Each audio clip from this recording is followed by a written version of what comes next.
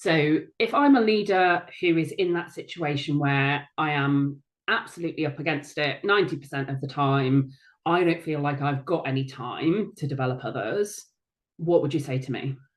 I would say think about how you can weave it into everyday situations and everyday conversations as much as possible. So what I notice is a lot of managers, a lot of leaders getting into fix it, solve it mode. So even asking a coaching question, or let's not even call it a coaching question, because sometimes we talk about coaching and that freaks managers out as well. You could just ask a question sometimes instead of trying to fix something or solve something for somebody. So imagine, Jackie, you're coming to me in a one-to-one and you're asking for my advice on something. Instead of giving you a solution, I could literally just ask, what do you think, Jackie? And that could be enough, because you then talking it through might spark ideas. You might have the own answer already, and I could perhaps add some suggestions or give some more guidance in there. But at least it gives you a start point to opening a conversation about development.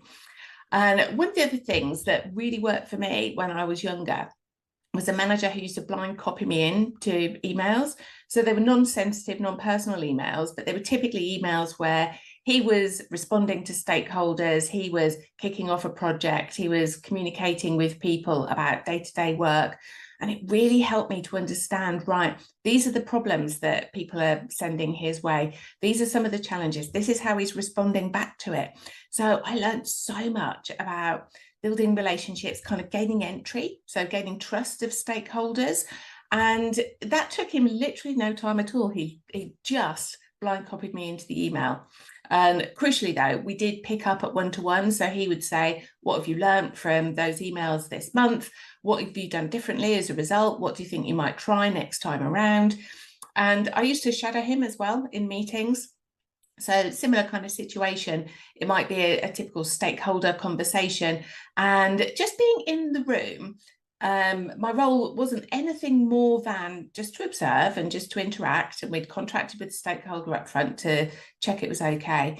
But I saw so much. I was able to pick up how he dealt with the more challenging, more difficult situations. And it meant that afterwards we could have a quick catch up about what worked, what didn't, and so on. So those kinds of things you can do as part of your day-to-day life. And I think the problem is not that the managers don't have time to do it, but perhaps they don't even think about it as development. I love the simplicity of what you've described there. And I think you're absolutely spot on that most people would not think or recognize that those are things that they could do. So Mm. I think the idea of copying someone in on an email, probably there would be people that would hear that and be like, oh, am I allowed to do that? Does that? But like you say, as long as you're gauging, they're not sensitive, they're not personal, then actually I can just imagine how much that supported and helped you to read the nuances, understand the individuals, understand how you can build relationships with those people and influence.